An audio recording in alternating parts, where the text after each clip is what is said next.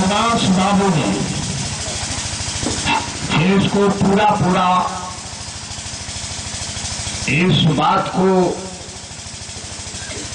देश को, कांग्रेसियों को समझाया, लेकिन वो जब मानने के लिए तैयार नहीं हुए तो अब तो उस जिन्न की कब्र भारत में बन गई।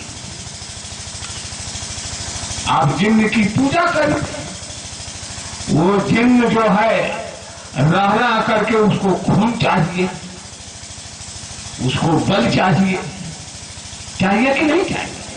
देते रहिए। वो पिला जब कुछ बल ले लेता है तो थोड़ा सा शांति यही है कि उसको बल चाहिए, उसको खून चाहिए, वो खून पिएगा, चाहे पाकिस्तान हो चाहे भारत हो। अरे वो तो पाकिस्तान भारत, चाहे इधर खून गिरे चाहे उधर खून गिरे, वो खून तो हम ही लोगों का पिएगा, है कि नहीं? बात तो ये, जब आजादी की लड़ाई लड़ी गई तो सब लोग तो एक साथ थे कि नहीं थे? सब लोग एक साथ थे। इस बात को आप समझिए। वो धरती भी उन आजादी की लड़ाई लड़ने वालों की थी, तो खून पिएगा। और वो सन 47 में खून पिया, और जब वो जिन्न खून पीने चला तो कश्मीर के राजा हरि सिंह जान लेकर के भाग गए कि नहीं भाग गए? और वो जब जिन्न खून पीने के लिए दौड़ा तो हैदराबाद के जो राजा थे वो भी पागल हो गए। इतिहास उठा करके देखिए ना। और भूटकर की तो बात छोड़ दीजिए, ऐसे नाश्ता की मैं बात नहीं करता हूं, लेकिन सन 65 में जब वो जिन्न भूखा थोड़ा पी लेता है तो शांत हो जाता है, जब थोड़ा खून पी लेता है तो उसका तो काम ही है खून पीना। सन 65 में हमारे जवान, हमारी सेना लाहौर तक गई थी और उसने खून पिया, तो जवानों का तो पिया ही, हम लोगों का तो पिया ही। उसी में जो है आपके लाल बहादुर शास्त्री का भी पिया कि नहीं पिया? फिर सन 71 में जो है वो जिन्न खून के लिए जब दौड़ा तो जिसको उस जिन्न ने नाम, उस ब्रिटेन ने नाम पाकिस्तान दिया, वो आपस में ही लड़ गए, उधर बांग्लादेश बन गया। तो उसमें बीच में भारत पड़ता है, हम लोग पड़ते हैं, हम लोगों का भी खून पिया। और इसके बाद बेड़ी वाले बाबा ने ये कहा, जब हमारे जवानों ने पूरे ढांके तक कब्जा कर लिया तो बांग्लादेश को मान्यता मत दो, लेकिन फिर मान्यता दी गई। तो आओ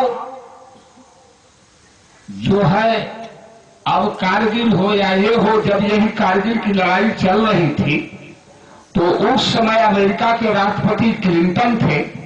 जब हमारे जवानों ने पूरा उस कारगिल की पहाड़ी को घेर लिया और वो बिल्कुल उनके जो है घेरे में आ गए, तो क्लिंटन साहब का फोन आया तत्कालीन प्रधानमंत्री अटल बिहारी वाजपेयी के लिए कि इनको 48 घंटे का समय दे दीजिए।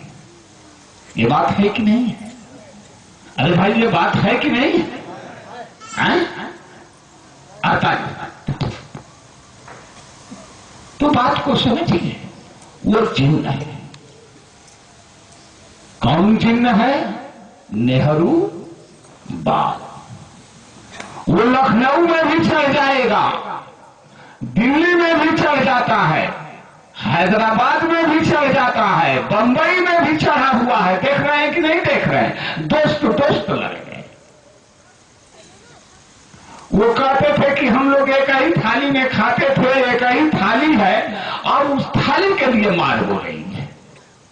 वो कह रहा है कि मेरी है, वो कह रहा है मेरी। तो ये तो जिन्न है, और ये जिन्न है कुर्सी का। तो कुर्सी के लिए पाकिस्तान नाम देश की रचना की गई, जो कि सैद्धांतिक दृष्टिकोण से पाकिस्तान नाम का देश ही नहीं बनता। बात तो ये है। तो अब शांति की बात हो रही है। अब देखिए कि ये लोग शांति कैसे ले आते। शांति की बात हो रही है कि नहीं हो रही है?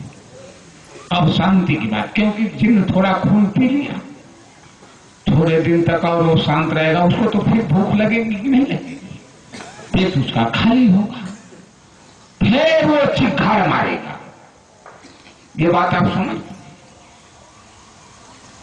तो उसका तो एक ही फार्मूला है जो सन 45 में सुभाष बाबू ने दिया। जब तक वो फार्मूला लागू नहीं होगा तब तक इस जिन्न का अंत होने वाला नहीं है और शांति जाने वाली नहीं है। तदवत राघव राजा राम तपी तपावत तपावन सीताराम, सबको सन्मत दे भगवान। मोदी जी बोल रहे हैं नवाज शरीफ को भी सन्मत भगवान ने दे दिया। शांति की बात कर रहे हैं कि नहीं कर रहे?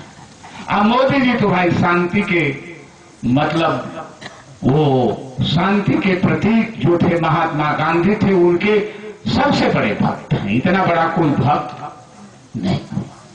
तो अब देखिए आप लोग इस शांति कैसे देखने को मिलती है।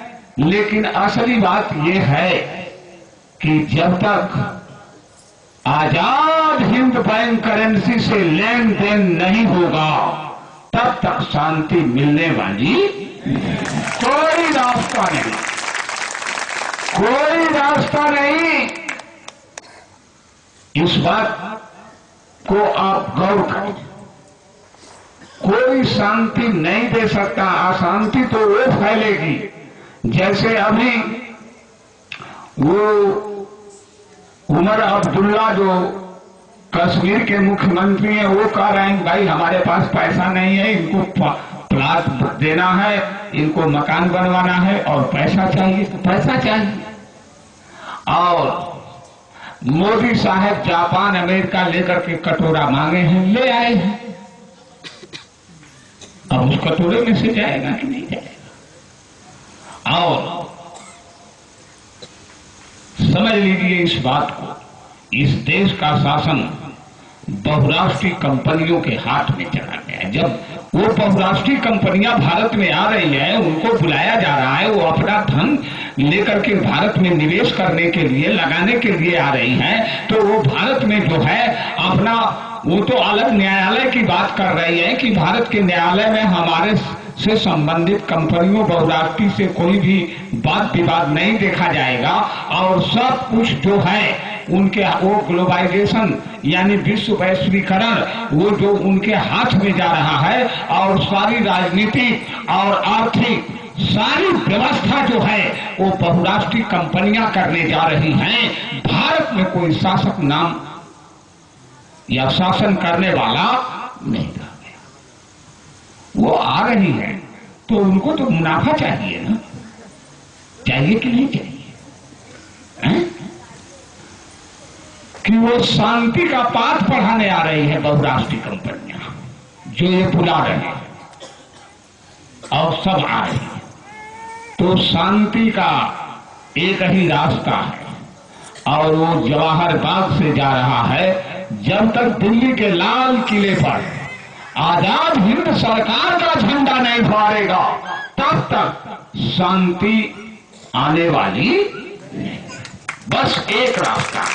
अब यह है कि भाई महात्मा गांधी के परम भक्त मोदी साहब अगर शांति ला देंगे, जिन्ना साहब इस समय शांति के पुजारी बन गए हैं, और वो नवाज शरीफ साहब और सब लोग, तो अच्छी बात है।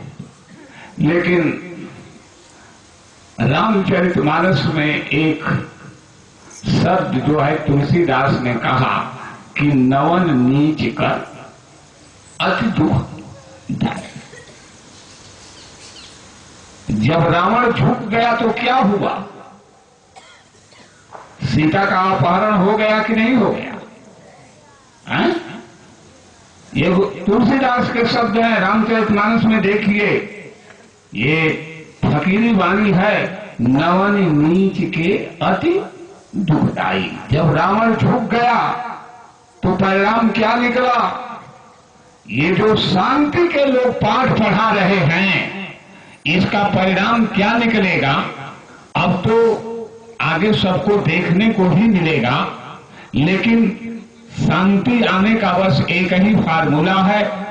नेहरूवाद का जो चिन्ह है, जब तक इसके जो है कब्र को उखाड़ करके फेंक नहीं दिया जाएगा और जब तक सुभाष बाबू का फार्मूला भारत में नहीं आएगा और ये लागू नहीं होगा, तब तक शांति मिलने वाली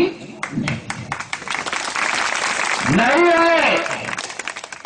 और देवी वाले बाबा ने तो कहा कि जब ऊपरी लोक में पाकिस्तान नाम का देश ही नहीं है, तो बताइए जब ऊपरी लोक में ईश्वरी संविधान में, ईश्वरी व्यवस्था में पाकिस्तान नाम का देश नहीं है और यहाँ पर जब पाकिस्तान नाम का देश बना हुआ है, तो जब तक वो ईश्वरी विधान नहीं लागू होगा तब तक कोई माई का लाल शांति लाने वाला न देगा, कभी नहीं लाएगा। अब तो देखिए, अगर ये लोग ला रहे हैं तो अच्छी बात है, और बातें तो बहुत हैं, लेकिन धीरे धीरे आप सुनिएगा। अब तो दृश्य बनता जा रहा है, और दृश्य जो है बनता जा रहा है।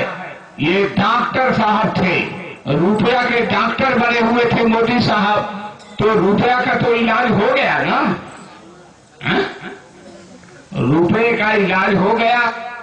अब जो है ये शांति ले आना चाहते हैं, और इन्होंने ये बयान दिया कि जल्द सब ठीक हो जाएगा, तो बहुत जल्दी ठीक हो जाएगा।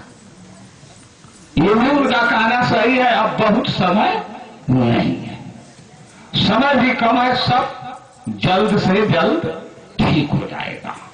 तो शांति का तो एक ही रास्ता है। और देखिए वो शांति कैसे आती है। वो नवाज शरीफ साहब भी शांति में लगे हुए हैं, मोदी साहब भी लगे हुए हैं, और देश के जितने भी लीडर हैं ये सब लोग शांति में लगे हुए हैं। कोई कह रहा है कि उनका 56 इंच का सीना है, तो 56 इंच वाला सीना भी सब लोग देख लेंगे, और 56 इंच से कम वाले को और 56 इंच से ज्यादा वाले को। लेकिन बात ये रह गई कि सुभाष बाबू का तो कोई सीना न आज तक नापा न है, उनका तो सीना ही नहीं है। लेकिन सुभाष बाबू का फार्मूला, जब तक आजाद हिंद बैंक करेंसी से लेन देन नहीं होगा, चलन में नहीं आएगी, और दिल्ली के लाल किले पर आजाद हिंद सरकार का झंडा नहीं फहरेगा, तब तक अमन चमन धरती पर आने वाला नहीं। और ये नहीं कोई कहेगा कि हाय हुसैन हम नहीं हुए। सब लोग अपना सीना नपवा दें, सब लोग पूरा नपवा देंगे। कोई ये नहीं कहेगा कि मेरा सीना नहीं नापा गया, नहीं तो मैं भी मिलिट्री में भर्ती हो गया, है कि नहीं है? तो भाई जब जनकपुर में वो धनुष रखी हुई थी, तो विश्वामित्र जी महाराज तो इसीलिए रुके हुए थे कि सबका सीना नाप जाए, और सीना नाप जाने के बाद भी लोग नहीं माने। लड़ाई झगड़ा शुरू हो गया, और जब स्वयंवर महारानी द्रौपदी का रखा गया था, तो वहां भी सबका सीना नापा जा रहा था, तो सीना तो सबका जाएगा। इस बात को आप समझिए, चाहे वो गुरु बाबा हो चाहे चेला बाबा हो, गुरु चेला सबका सीना माप जाएगा, नेताजी आपका भी माप जाएगा, और जो जवाहरबाग में हम लोग बैठे हैं हम लोगों का भी सीना नाप जाएगा। नाप तो सबका जाएगा। अब ये सीने की तो नपाई हो रही है, अगर ये सीना के नपाई की हो नहीं लगती तो शांति तो आ जाती है। आ जाती कि नहीं आ जाती? ये सीना के नपाई के होल में ये सब जो है हो रहा है, तो नेहरू जी का भी सीना कितना है ये पूरा नाप करके मुकम्मल आ जाएगा। आ जाएगा कि नहीं आ जाएगा? पूरा मुकम्मल आ जाएगा। नेहरू चाचा भतीजा मोदी जी का भी सीना नाप कर आ जाएगा। लोग कहते हैं, मैंने तो सुना नहीं, लोग नापते हुए देखा नहीं, लोग कहते हैं कि मोदी जी का 56 इंच है, वो बताते हैं, मैंने टीवी पर सुना। तो सीना तो सबका नप जाएगा। अब इसमें कोई कसर नहीं है। और सतलोक तक जाते हैं पंकज बाबा, इनका भी सीना नाप जाएगा, इनका भी नाप जाएगा। इस बात को आप लोग जो है गंभीरता से इसको समझिए। तो अब सीना नपाई की बात है और हम लोग भी जवाहर बाग में आ गए हैं। भाई हम लोग भी सीना, हम लोगों का भी पीएम साहब नाप दीजिए, क्योंकि पीएम साहब लोग सीना नापती हैं, तो हम लोगों का भी नाप दें। आजाद हिंद सरकार, आजाद हिंद बैंक करेंसी भारतीय करेंसी है और मार्च का ज्ञापन गया है राष्ट्रपति महोदय के यहाँ। अभी रिजर्व बैंक से सब जगह घूम रहा है, भारतीय सिक्का मांगा गया, दिया नहीं मिल रहा है। तो इसका मतलब कि जब जिसके पास सिक्का ही नहीं है, तो वो सम्राट नहीं है, वो रूलर नहीं है, तो उसका सीना कैसा है कि नहीं? अब तक नहीं आया और पीएम साहब हम लोगों का भी सीना नापते हैं। बात तो ये है, बात चल रही है सीना नपाई की। तो आजाद हिंद बैंक करेंसी ये भारतीय करेंसी है, ये भारतीय सिक्का है। अगर ये भारतीय सिक्का नहीं है तो जवाहर बाग में बैठे हुए हम लोग को पेड़ काटने वाला चोर बना करके ये जो है, ये मथुरा की पुलिस जो ये अपराध बना रही है, ये क्यों बना रही है? वो बनाने की देशद्रोह है। तो मथुरा के पूरे प्रशासन का सीना नाप दिया गया है कि इनके पास सिक्का नप गया कि नहीं नप गया? ये नप गया। जितना अपराध लगाना हो लगा लो, जितना सीना, ये हम जो जवाहर बाग में सत्याग्रही पड़े हुए हैं, जितना फीता लगाना हो लगा लो। और तुम जितना ही फीता लगाओगे और जितना ही नापोगे, तुम्हारा सीना नप करके आ जाएगा। हम लोगों को नापना भी नहीं पड़ेगा। आ गया कि नहीं आ गया? ये पेड़ काट गए। और आजाद हिंद बैंक करेंसी भारतीय करेंसी है। ये जो पॉकेट में रुपया ये पीएम साहब के है, उसको रिजर्व बैंक और केंद्रीय गवर्नमेंट कहती है कि भारतीय रुपया है। तो भारतीय रुपया का वैल्यू क्या है पीएम साहब दे, और नहीं तो पीएम साहब का सीना नाप गया है। नाप गया कि नहीं नाप गया? अरे भाई पीएम साहब का सीना नाप गया कि नहीं नाप गया? नाप गया, नाप गया। और अगर नहीं नाप गया तो ये सत्याग्रही जो जवाहर बाग में बैठे हैं, उनके सम्राट रूलर जो आरबीआई की करेंसी है, जो विक्टोरिया रानी की करेंसी है, जो एलिजाबेथ की करेंसी है, उस करेंसी को जवाहर बाग में बेच दिया गया। अगर उनकी दम हो तो इस पर उनको कानूनी कार्रवाई करनी चाहिए कि नहीं? सीना नप गया कि नहीं नप गया? अरे भाई नप गया कि नहीं नप गया? हमने सुना कि जवाहर बाग में,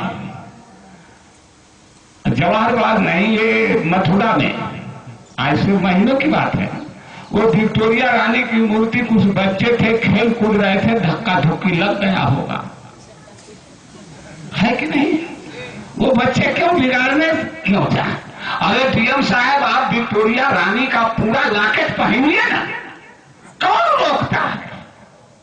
एसपी साहब पहन ले, सब लोग पहन ले, पहन लीजिए, कौन रोकता है? पहन करके खूब घूमिए। लेकिन वो बच्चे थे, खेलते कूदते रहे होंगे, दौड़ते, धक्का लग गया, विक्टोरिया रानी गिर गई, तो आखिर वो क्या करें? तो उन पर अपराध। अरे विक्टोरिया रानी धक्का में बच्चों से गिर गई। जवाहर बाग में बैठे हुए सत्याग्रहियों ने विक्टोरिया रानी की कीमत लगा दिया और मथुरा बाजार में लगा दिया, और मथुरा बाजार के सेठ साहूकारों ने कीमत लगा दिया और विक्टोरिया रानी को खरीद लिया। अगर तुम्हारे पास दम हो तो जवाहर बाग में बैठे हुए सत्याग्रहियों का सीना नाप दो और देशद्रोह बना दो, और नहीं तो तुम्हारा सीना नाप गया है और तुम पर क्या बनने जा रहा है ये समय वक्त बता देगा।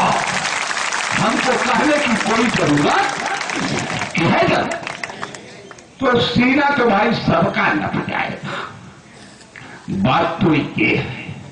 लेकिन सुभाष बाबू का सीना कौन नापेगा? बोलिए, कौन नापेगा?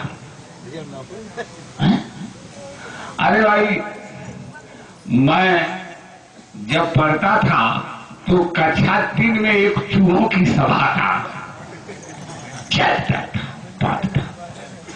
तो वो जो बिल्ली थी वो चूहों को पकड़ लेती थी। तो चूहों ने सभा किया, सब चूहे मिलकर के कि भाई बिल्ली जो है वो पकड़ लेती है और हम लोग कुछ कर नहीं पाते हैं। तो चूहों ने सब सभा करने के बाद उसमें एक चूहा, इस पर जब विचार हो रहा था तो एक चूहा उसमें से खड़ा हुआ और बोला कि भाई ऐसा है कि बिल्ली के गले में घंटी बांध दी जाए और जब आएगी आवाज होगी तो हम लोग बिल में भाग जाएंगे।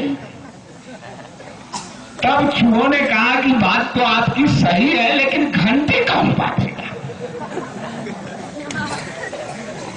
और घंटी बांधने में मुंह के तरफ कौन रहेगा? तो बात तो यह है, अब चूहों की सभा हो रही है, आजाद हिंद बैंक करेंसी भारतीय करेंसी है, और सुभाष के गले में कौन घंटी बांधे? कोई बांध पाएगा? है दम? तो भाई सीना तो नाप दिया गया। और ये जो रूल है, रूल ऑफ लॉ, इसका जन्म जो है यूरोप में हुआ,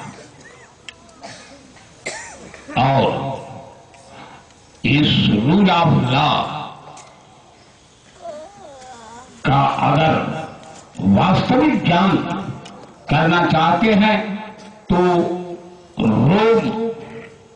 रोम है, उस रोम की पूरी हिस्ट्री को उठा करके देखिए कि ये रूल ऑफ लॉ कैसे आया।